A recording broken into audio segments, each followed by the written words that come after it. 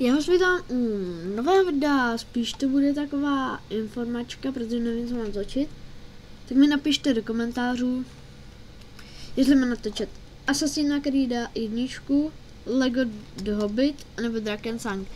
Co chcete, novou sérii, co mám točit?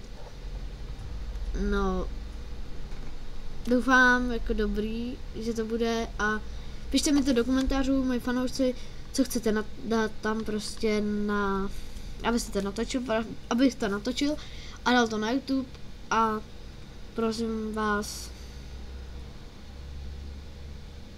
já nevím, o co vás prosím.